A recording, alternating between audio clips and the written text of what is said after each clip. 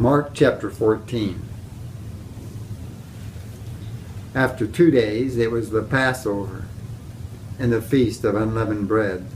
And the chief priests and the scribes sought how they might take him by trickery and put him to death. But they said, "Not during the feast, lest there be an uproar of the people." And being in Bethany at the house of Simon the leper, as he sat at the table, a woman came, having an alabaster flask of very costly oil of spikenard. Then she broke the flask and poured it on his head. But there were some who were indignant among themselves and said, "Why was this fragrant oil wasted? For it might have been sold for more than 300 denarii and given to the poor." And they criticized her sharply. But Jesus said, "Let her alone. Why do you trouble her? She has done a good work for me. For you have the poor with you always, and whenever you wish you may do them good, but me you do not have always. She has done what she could. She has come beforehand to anoint my body for burial. Assuredly, I say to you, wherever this gospel is preached in the whole world, what this woman has done will also be told as a memorial to her." Then Judas Iscariot, one of the 12, went to the chief priests to betray him to them. And when they heard it, they were glad and promised to give him money. So he sought how he might conveniently betray him. Now on the first day of unleavened bread, when they killed the Passover lamb, his disciples said to him, "Where do you want us to go and prepare, that you may eat the Passover?" And he sent out 2 of his disciples and said to them, "Go into the city, and a man will meet you carrying a pitcher of water. Follow him. Wherever he goes in, say to the master of the house, 'The teacher says, where is the guest room in which I may eat the Passover with my disciples?' Then he will show you a large upper room, furnished and prepared. There, make ready for us." So his disciples went out and came into the city and found it just as he had said to them, and they prepared the Passover. In the evening he came with the 12. Now as they sat and ate, Jesus said, "Assuredly I say to you, one of you who eats with me will betray me." And they began to be sorrowful and to say to him one by one, "Is it I?" And another said, "Is it I?" He answered and said to them, "It is one of the 12 who dips with me in the dish. The Son of Man indeed goes, just as it is written of him. But woe to that man by whom the Son of Man is betrayed. It would have been good for that man if he had never been born." And as they were eating, Jesus took bread, blessed and broke it, and gave it to them, and said, "Take, eat. This is my body." Then he took the cup, and when he had given thanks, he gave it to them, and they all drank from it. And he said to them, "This is my blood of the new covenant, which is shed for many. Assuredly I say to you, I will no longer drink of the fruit of the vine until that day when I drink it new in the kingdom of God." And when they had sung a hymn, they went out to the Mount of Olives. Then Jesus said to them, "All of you will be made to stumble because of me this night. For it is written, I will strike the shepherd, and the sheep will be scattered. But after I have been raised, I will go before you to Galilee." Peter said to him, "Even if all are made to stumble, yet I will not be." Jesus said to him, "Assuredly I say to you that today, even this night, before the rooster crows twice, you will deny me 3 times. But he spoke even more vehemently, "If I have to die with you, I will not deny you." And they all said likewise. Then they came to a place which was named Gethsemane, and he said to his disciples, "Sit here while I pray." And he took Peter, James, and John with him. And he began to be troubled and deeply distressed. Then he said to them, "My soul is exceedingly sorrowful, even to death. Stay here and watch." He went a little further and fell on the ground and prayed that if it were possible the hour might pass from him. And he said, Abba, Father, all things are possible for you. Take this cup away from me. Nevertheless, not what I will, but what you will.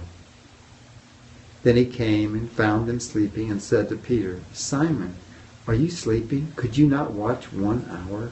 Watch and pray, lest you enter into temptation. The spirit indeed is willing, but the flesh is weak. Again he went away and prayed and spoke the same words. And when he returned, he found them asleep again, for their eyes were heavy, and they did not know what to answer him. Then he came the third time and said to them, Are you still sleeping and resting? It is enough. The hour is come. Behold, the Son of Man is being betrayed into the hands of sinners.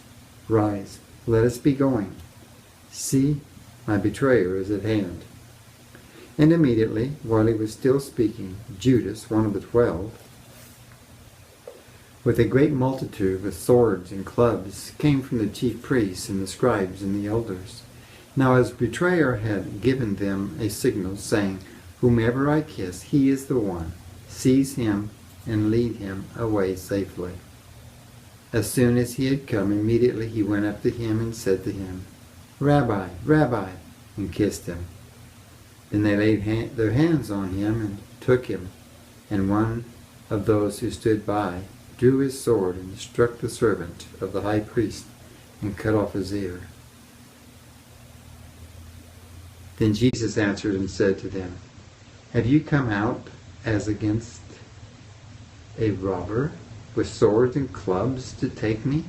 I was daily with you in the temple teaching, and you did not seize me.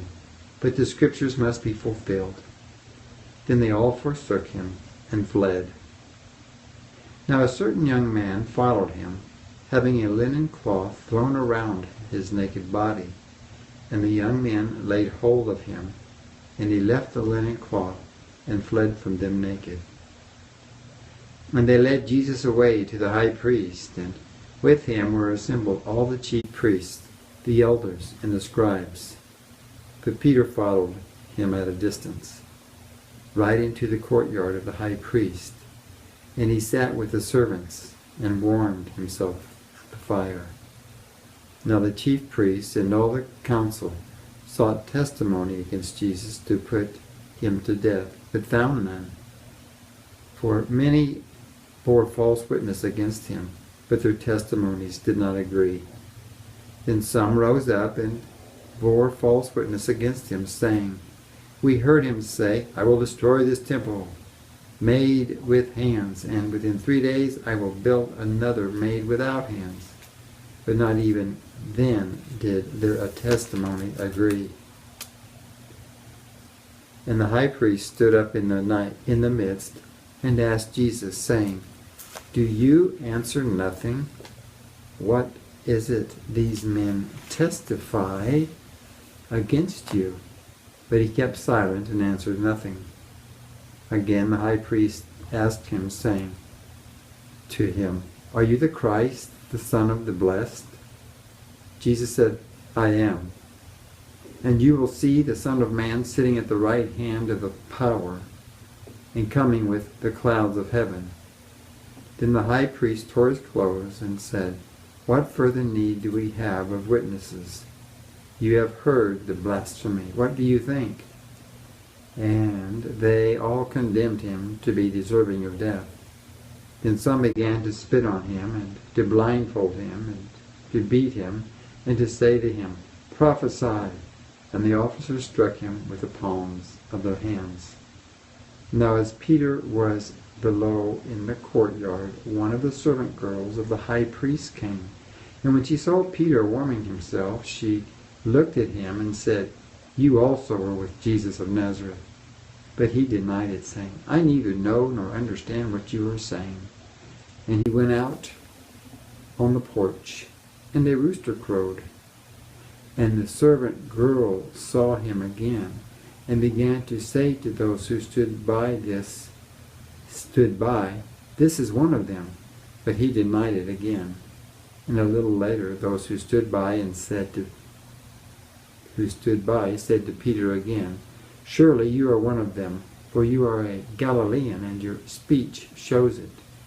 Then he began to curse and swear, "I do not know this man of whom you speak." A second time the rooster crowed. Then Peter called to mind the word that Jesus had said to him, "Before the rooster crows twice, you will deny me 3 times." And when he thought about it, he wept.